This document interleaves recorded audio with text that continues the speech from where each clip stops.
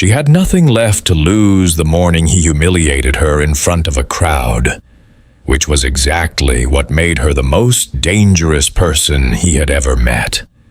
The morning started the way most bad mornings do, quietly, before everything went wrong. Sandra Osei had been standing in line at Petrov's bakery on West 46th Street for 11 minutes. Not because she particularly loved their rye bread, but because her 7-year-old son, Kofi, had asked for it specifically, in the small, careful voice he used when he was trying not to ask for too much. That voice wrecked her every time. She was wearing her interview blazer. Navy, slightly too warm for September, but it was the only thing she owned that said, "I am serious, I am capable, I am worth the salary." The marketing director position at Harlow and Dean closed applications at noon. She had a 9 a.m. slot. It was 8:14. She looked like someone holding 3 things at once with only 2 hands. Behind her, the door opened with a cold rush of air and the particular silence that follows powerful men into rooms. She didn't turn around. She was counting coins in her palm. $4.17, calculating whether that covered the bread plus the coffee she desperately needed. She didn't hear the click of his shoes slow behind her. She didn't notice the way the other customers stepped back slightly, unconsciously, the way people do around something they've learned to fear without being told why. She was thinking about Kofi's voice. Then the man behind her said something in Russian to the woman at the counter, and the woman nodded immediately, stepped away from Sandra mid-transaction, and moved to serve him instead. Sandra blinked. She turned around. He was tall, broad, a charcoal suit that cost more than her monthly rent. Dark hair, sharp jaw, eyes the color of dirty ice, the kind of cold that wasn't weather, it was decision. A tattoo climbed from his collar like a signature. On his left hand, 2 rings, heavy, deliberate. He didn't look at her. That was the part that lit the fuse. "Excuse me," Sandra said, her voice even. "I was next." He still didn't look at her. "I'm aware," he said in accented English, flat as pavement. The coins were still in her palm. Her interview was in 44 minutes. Kofi's voice was still in her head. "Then you can wait," she said, like everyone else. Now he looked at her, and the room held its breath. "Before we go further, have you ever been dismissed like you were invisible in a room? Drop it in the comments, because Sandra is about to show us exactly what that kind of moment can birth." The way he looked at her was not anger. It was worse. It was the look of a man who had never once been required to acknowledge an inconvenience. She wasn't a person to those eyes. She was a delay. "Move," he said. One word. Quiet. The kind of quiet that had ended conversations in rooms she would never see. Sandra didn't move. Her chin lifted exactly 1 degree. The coins were still in her palm, warm now from her grip. "I was standing here," she said. "I have somewhere to be. You can wait 60 seconds like a human being." Something shifted in the room. 2 customers near the window found sudden interest in their phones. The woman behind the counter went completely still. The man tilted his head slightly. Then he said something in Russian. Short, almost lazy. The cashier reached beneath the counter and placed a small paper bag directly in front of him. Reserved. It had been reserved. He dropped a bill on the counter without looking at the amount, picked up the bag, and finally, fully, looked at Sandra. "This city," he said almost to himself, "is full of people who don't know what room they're standing in." He said it like she wasn't worth a direct address, like she was a general observation, like she was furniture that had briefly, irritatingly spoken. Then he walked out. The door closed. Sandra stood completely still for 4 full seconds. The cashier looked at her with something between pity and apology. "I'm so sorry, the owner. He has an arrangement." "I'd like the rye bread," Sandra said. "Please." Her voice didn't shake. Her face didn't change. She paid her $4.17. She took the bread. She walked out into the September morning and stood on the sidewalk for exactly 30 seconds, breathing through her nose. Then she straightened her navy blazer, lifted her chin, and walked to her interview. She didn't know his name. She didn't know that in 4 days she would be sitting across a conference table from him.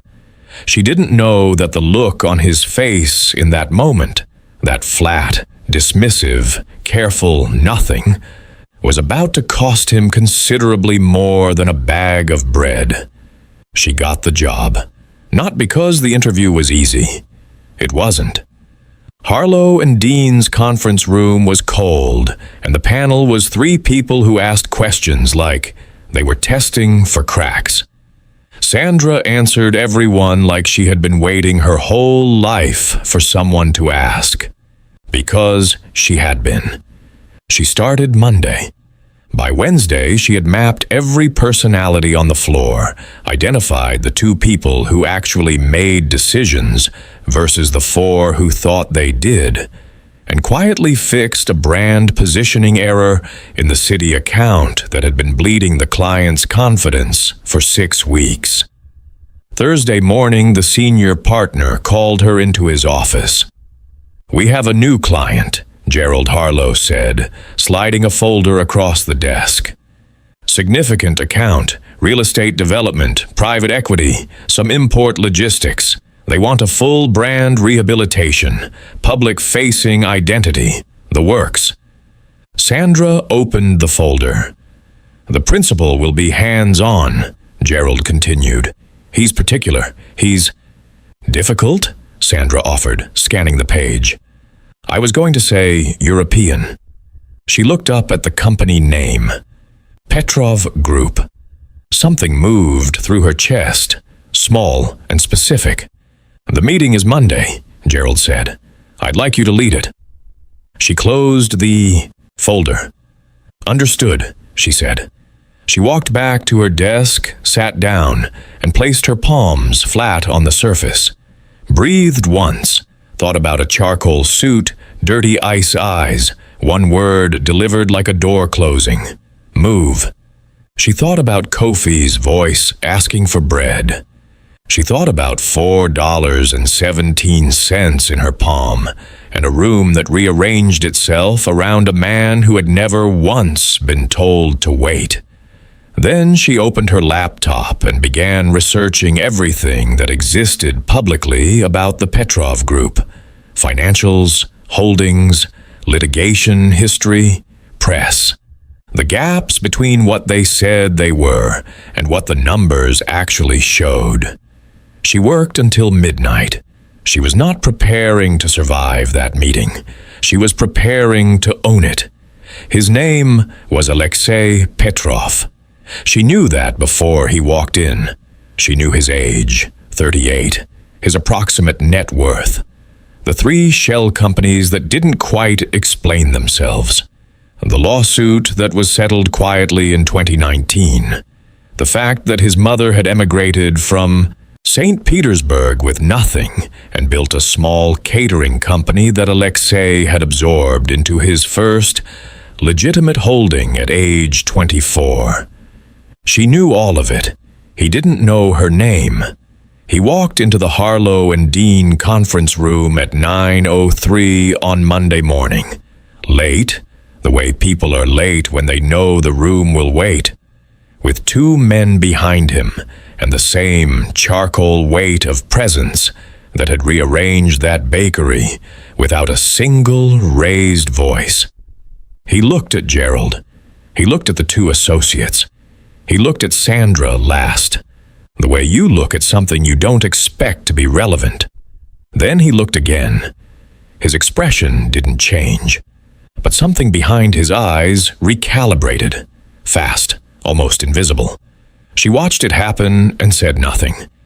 "Mr. Petrov," Gerald began, "this is Sandra Osei. She'll be leading your account." "We've met," Alexei said. The room shifted. Sandra tilted her head exactly 1 degree.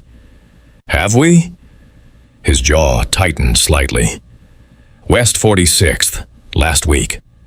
"I meet a lot of people," she said pleasantly, and opened her folder. It wasn't true. She remembered every second. But she had decided on the drive over that she would not give him the satisfaction of being memorable before she had earned it on her own terms. "I've prepared an initial audit of your public brand positioning," she said, sliding documents to each seat with the calm of someone who had been doing this for years in rooms considerably more hostile. "What you're currently projecting and what your actual portfolio suggests are two different companies. That gap is costing you." Silence. Alexei Petrov looked at the document, then at her. "Go on," he said. 2 words, but the register had changed entirely. This was not the voice from the bakery. This was a man paying attention. They met every Tuesday and Thursday. It was professional, precise. She presented, he pushed back. She held her ground, he pushed differently. She showed him why the data supported her position, and somewhere in the 3rd week, he stopped pushing and started listening, which was, according to Gerald, who had worked with the Petrov group before, completely unprecedented. "He argued with the last firm for 6 months, Gerald said. "He argues with me, too," Sandra said. "He's just stopped winning." She found the photograph on a Thursday by accident. She had asked for the original brand documents, founding materials, early vision statements, anything that showed what the Petrov group had intended to be before it became what it was. Alexei's assistant sent a folder. Inside it, buried under incorporation papers, was a single photograph. A woman, black and white, standing in front of a small restaurant, arms folded, expression unreadable, apron still on. On the back, in Cyrillic and then in English, someone had written, "Mama, first day." She said if you build it with your hands, it belongs to your soul. Sandra sat with it for a long time. She thought about a man who walked into rooms like he owned the air inside them, who spoke in the particular flat register of someone who had learned young that softness was a liability, who had never once, in 4 weeks of meetings, mentioned his mother's name, but had kept that photograph in the founding documents of every company he'd ever built. She put it face down. She almost didn't say anything. But Thursday, when he arrived and they were alone before the associates joined, she slid it across the table. "It was in the folder your assistant sent," she said simply. He went completely still. He looked at the photograph for a long moment. Then he turned it over and placed it in his inside jacket pocket without a word. The associates arrived. The meeting continued. But 40 minutes later, when she was making a point about legacy branding, what you build should say something true about where you came from. She saw his right hand still, briefly, on the table. And she knew he was listening to something beyond the data.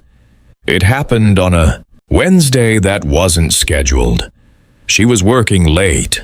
The Petrov rebrand pitch to the Municipal Investment Board was in 9 days, and she was rebuilding the narrative section for the third time because the first two versions were technically correct and emotionally empty, and she refused to present something empty. She didn't hear him come in. She just looked up, and he was standing in the doorway of the conference room in a different suit. Darker, no tie, the collar open just enough to show the edge of the tattoo clearly, holding 2 cups of coffee like he'd been deciding whether to knock. "Gerald said you'd still be here," he said. "Gerald talks too much," she said. He set 1 cup on her side of the table and sat, without invitation, across from her. She looked at the cup, then at him. "You came here at 11 p.m. to bring coffee," she said. "I came to review the pitch structure." Alexei. His name in her mouth, direct and unhurried. First time she'd used it. Something moved across his face. The coffee, he admitted quietly, was also intentional. She almost smiled. Almost. They worked. Side by side across the table, her language sharpening the narrative, him tightening the numbers, and somewhere past midnight, the building went fully quiet, and the city pressed against the glass, 40 floors below, and it felt less like a meeting, and more like something neither of them had a professional word for. At 1 a.m., she leaned back and looked at what they'd built. "This is the real company," she said, "not the public face. This." My mother would have said the same thing. It was quiet for a beat.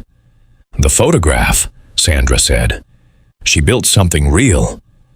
She built it with nothing." His voice had changed register entirely, stripped of every managed layer. "I've been trying to decide if what I built honors that or buries it." Sandra looked at him steadily.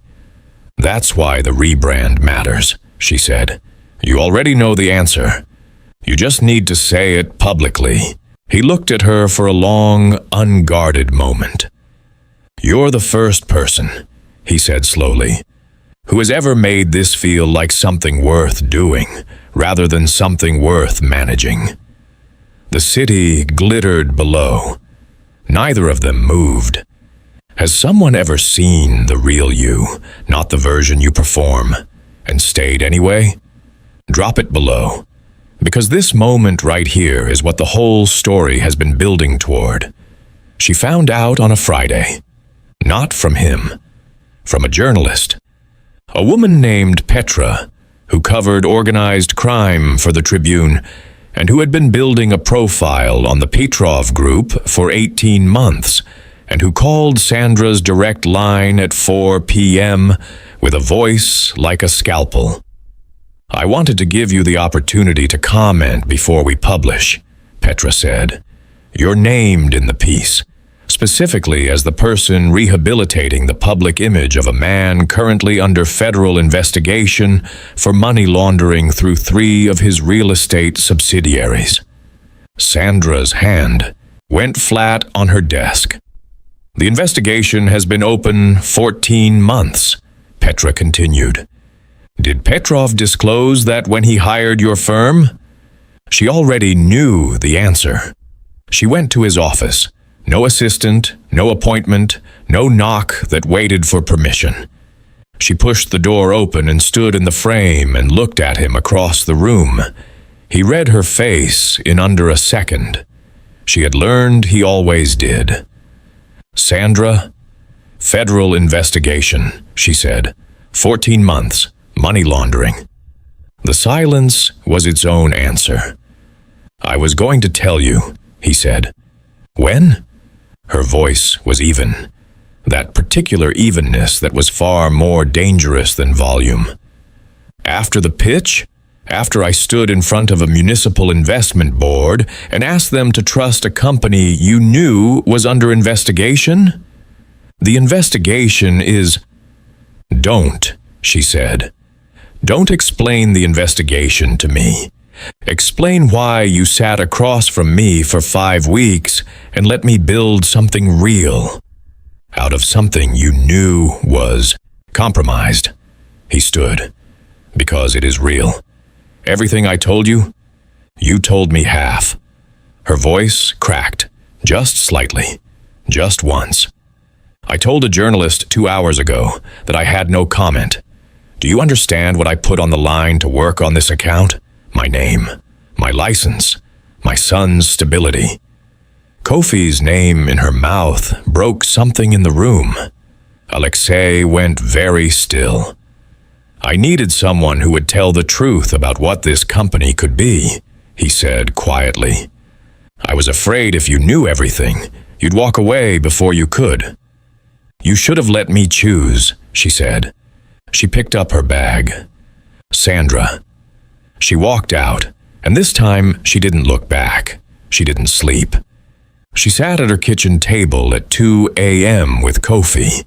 Asleep down the hall and the rye bread still on the counter. She'd bought it again, habit now. And she thought about everything with the particular clarity that arrives only when you've stripped away everything you wanted to be true. She thought about 5 weeks of meetings. The photograph in the folder. Coffee at 11 p.m. His voice at 1 a.m., stripped of every managed layer, saying I've been trying to decide if what I built honors that or buries it. She thought about a man who had walked into a bakery and rearranged the room without a word. She thought about the same man keeping his mother's photograph in every founding document of every company he'd ever built. She thought about what it cost to be 2 things at once. What it cost to want to become something cleaner than what you started as and not know if the wanting was enough. She knew that cost. Differently. Personally. She had been 2 things at once since Kofi's father left. The woman who was fine, and the woman who counted $4.17 in her palm outside a bakery, hoping it was enough. She didn't excuse what Alexei had withheld, but she understood in the 2 a.m. quiet that there was a difference between a man who hid things because he was dangerous and a man who hid things because he was afraid of losing the one person who had made something feel worth doing. She picked up her phone. She put it down. She picked it up again. She typed. The pitch can still work, but only if you disclose everything to the board yourself before I present. Full transparency. On record. If you do that, I'll stand in that room with you. If you don't, I'm done. She stared at it for a long time. Then she sent it. She went to check on Kofi. Stood in his doorway, watching him sleep, the small, complete certainty of him. She thought about what she was modeling for him in every choice she made. She thought, courage is not the absence of fear. It's the decision that something matters more. Her phone buzzed. One message. I'll be there at 8. I'll say everything. Thank you for not walking away from what's real. She sat down on the hallway floor and let out a breath she had been holding for 3 days. He was there at 7:52. She knew because she arrived at 8, and he was already in the lobby, standing with no associates, no security, no charcoal armor of managed distance. Just a man in a dark suit with his mother's photograph in his inside pocket, and the particular stillness of someone who had made a decision and intended to keep it. He saw her come through the door. He didn't say, "Good morning," he said. I practiced what I was going to say. And it wasn't enough, so I'm going to say the truth instead. She looked at him steadily. That's all I ever asked. They walked to the elevator together, not quite touching. Exactly as close as something that had spent 5 weeks pretending to be something else. In the boardroom, 11 people waited. municipal board members, 2 aldermen, a federal compliance officer. Because Sandra had insisted the compliance officer be present, had made it a condition, had put it in writing. Alexei stood up first. He spoke for 12 minutes without notes. He named the investigation. He named the subsidiaries. He laid out the compliance restructuring his legal team had been building for 6 months. The part he hadn't told anyone, because he hadn't trusted that transparency could be a strategy rather than a surrender. Sandra watched the room shift. Then she stood up. She told the real story. A woman who built a catering company from nothing and wrote on the back of a photograph that what you build with your hands belongs to your soul. A son who had spent 15 years trying to decide if what he built honored that. A company at a crossroads between the surface and the foundation. "We're not asking you to trust his past," she said. "We're asking you to hold him to a public, contractually binding standard going forward. And we're asking you to let the work prove it." The compliance officer spoke for 4 minutes, then voted yes. 6 of 11. Enough. In the corridor after, Alexei stood beside her, and neither of them said anything for a moment, the way people stand in the aftermath of something real. Then he said quietly, "West 46th Street. I owe you an apology that I should have given you before I knew your name." Sandra looked at him. "You do," she said. "I'm sorry," he said, simply. No management, no precision, just the words. She nodded once. Then, "I went back for your card, 3 minutes after I walked away. I picked it up off the wet sidewalk." Something opened in his face, warm and entirely unguarded. "You never said?" "You didn't need to know until now."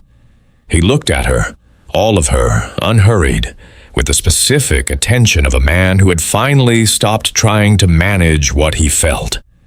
"Dinner," he said. "Not a meeting, not the account. Dinner." She picked up her bag. "Don't drive through any puddles on the way," she said. He almost smiled. The almost was everything. They walked out into the Chicago morning together.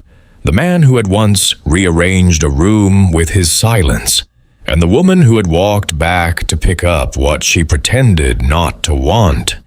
Into a city that was luminous and indifferent and entirely unbothered by what got decided on its streets. But they were not unbothered. They were exactly where they were supposed to be. Sandra walked back for that card 3 minutes after she said she didn't want it. Is there something, or someone, you walked away from but never really let go? Tell me in the comments. I read every single one. If this story held you from the first word to the last, subscribe, like, and come back. There's more where this came from. See you soon, besties.